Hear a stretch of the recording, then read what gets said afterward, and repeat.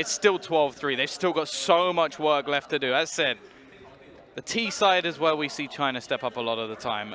But this is versus Harvey yesterday in that 60-round thriller where they managed to take it in however many, what was it, 5 overtimes? I'm not going to do the maths. Someone else can do that. But that's what we need to see from them. But every round, not just like for a couple every once in a while. And if they don't manage to win the pistol, they're pretty much done.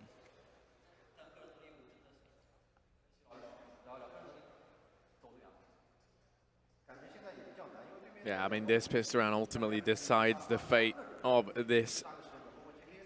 Flash, not on 12 rounds. I can assure you of that.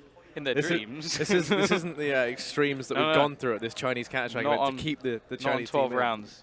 Yeah. Oh, here we go. The teams get stopped round. There you go. Renegades, they've gone for the Skarzet, Molotov and Smoke. Going to be aggression from Nifty out towards mid. They are waiting for him. He peeks on into it. Manages to escape unscathed. Gets the information as well that there were 4 players in towards top of middle. Up. Looking at it, you know, you got the 1 player over in towards Palace. You can see that attacker.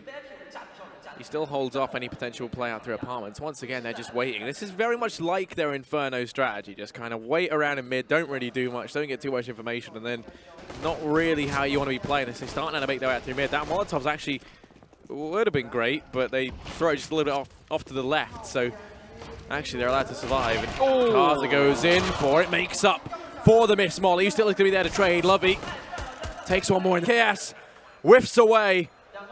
Man advantage in favor of Flash. Bomb down. A good chance here to find the pistol. Stillo charges in. Attacker able to take the first. Aza goes in for the trade. JKS 1v3. Not meant to be. And that could be, you know, a start at paving the path to this comeback. Yeah, they're going to need to continue this on, though. That's the big thing. They can't let anything slip from this point onwards. It is going to be the force. Stillo will just go for a deagle instead, and he's dead within seconds. Fancy with a nice start to the round. Scout can be retrieved from Naf, who, well, we saw him pick it up on Inferno briefly. But Fancy's already out. He's not wasting any time at all. He's going pushing straight. So they will have to retrieve that eventually, and Carter is going to force one out from underneath, but has to be careful. Never mind. He will be able to finish things off alongside his team. Only 1 man drop. Nice round from Flash to start building up that economy. And the next round should be a simple one for them. Yeah, they should be with a 6. That pistol round is really the be-all and end-all of this Flash piece. Like, getting that early on has given them a distinct chance to make their way back into this. Chance for them to make some money, keep 5 alive, build up an economy on this T side. 4 players, though, for Renegades inside the A. Bomb site make it 3 as Nap has already fallen. They're going to go in, start to decimate these players. Who still does find 1, but that should be it. Should going to come on in. Don't know what's going on. They've been allowed to do quite a bit. Karze's tacked to 5 HP. AK is retrieved, and actually Renegades still looking threatening in this round. Tom, a round that they only had vanilla pistols in. With Karze tagged seriously low. I'm curious to see how they play this. I don't see them going for it. Looks like they're just going to go ahead and save. Take the AKs into the next round. Well, no matter what happens here for Renegades, this is already a successful. They make things a little bit more costly, which really in a round like that, that's all they really want to be doing. They bolster their own economy to the point where they can basically get a load of extra utility that they wouldn't have had, maybe even an AWP at a push. I think that's quite a big push, though, because I don't think Nifty did probably save a little bit extra, but if I remember correctly, he did go for Kevlar behind the scout that was bought for him and dropped the deagle as well. So yeah, they won't have an AWP, but as I said, lots of extra utility and damage done to the T-side economy.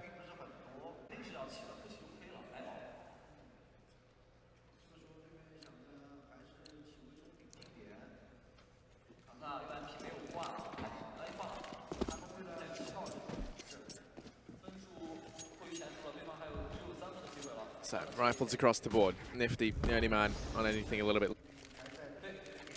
3 players for Renegades over here on the A-bomb side. 2 of them going aggressive, JKS and Naf start to push up over here at ramp. There is a man watching it in the form of Lovey. Maybe not Lovey, attacker. Lovey's now rotated in to help out, so the trades could very easily go the way of Flash if they come pushing on through.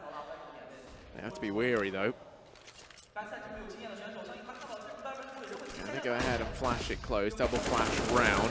Bait and switch here as they check that flash. Looks like they go ahead and play in towards the B-bomb site. They've stacked 2 players up here.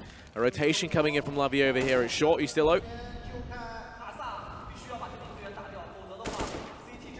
On plat, falls prey to Lovey at short. Well, 2v3 inside the B-bomb site, holding it off with Nifty. Charges on in with the UMP, able to take the first man down. Wants to keep things kicking, make it 2. The UMP prevails up close, and now Lovey 1v3, not meant to be. Money made as Nifty makes a quick $1,200 there inside the site. That's the AWP secured for this CT side if they'd like it. But instead, just going to stick with the rifles across the board. Frag leader except for, of course, no. Maybe in that round. Maybe that's what I meant. Either way, we are going to have the buyback in from the T side. We got the AWP onto Kaze, but no armor behind it. So he's going to be ever more vulnerable to all the fixed utility. Attacker again just tries to sneak onto the ace. We'll start things off strong. Kaze's still going to be looking for that peak. Casts a bit more of the bait as he hopes that somebody will shoot at him and allows his teammate the chance to take the fight. JKS getting a little bit cheeky over towards ramp. Actually finds quite a bit of information. However, has to be a bit worried that there is still a dedicate a little bit further toward the B site if necessary. And actually, he's going to be holding so aggressive. He just catches Casa with his pants down.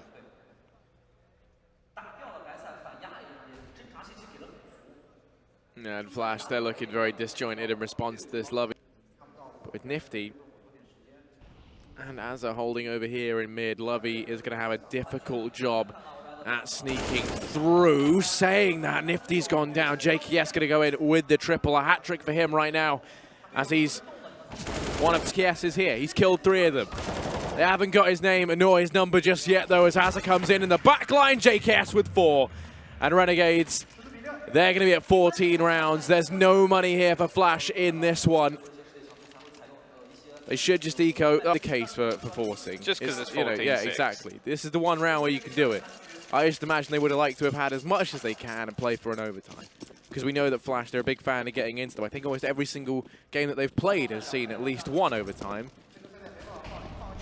Not for us. Either way, Naf feeling confident, going to go pushing into middle. The flashbang is perfect, but he will be able to fade away before any real damage can be done. And JKS continues his form from the previous round.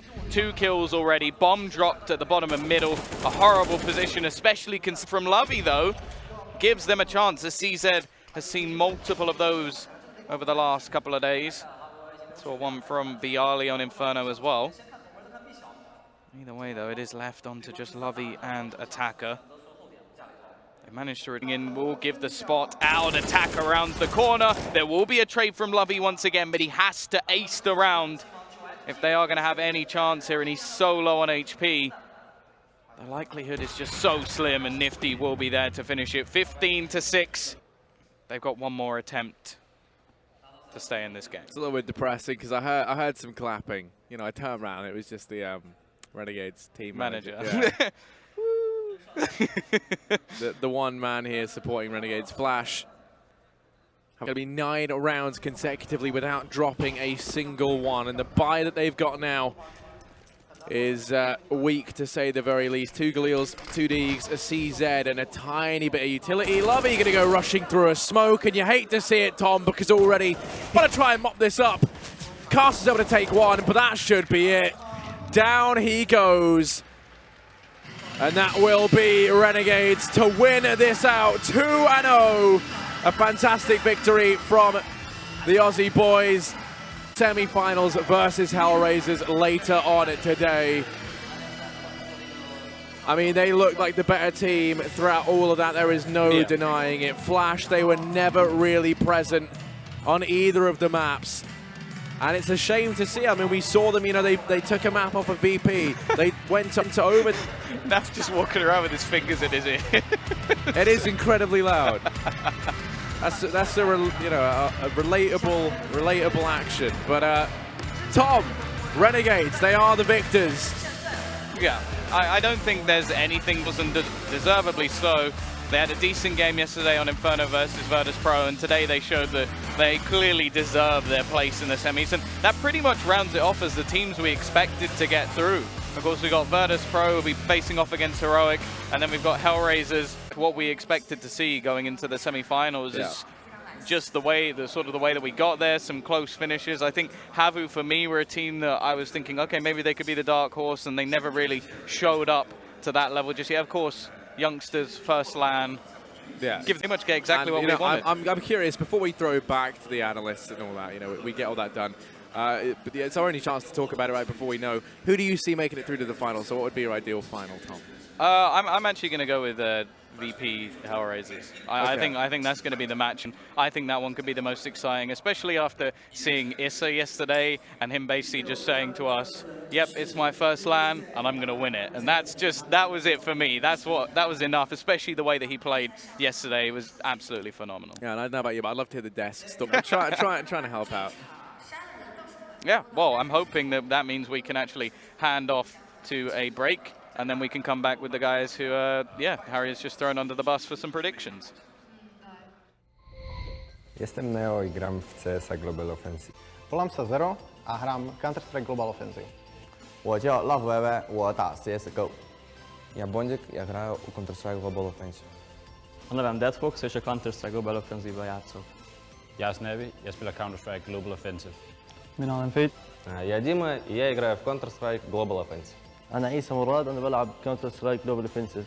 Meu nome é Peacemaker e eu jogo Counter Strike Global Offensive. I'm Nifty and I play Counter Strike Global Offensive.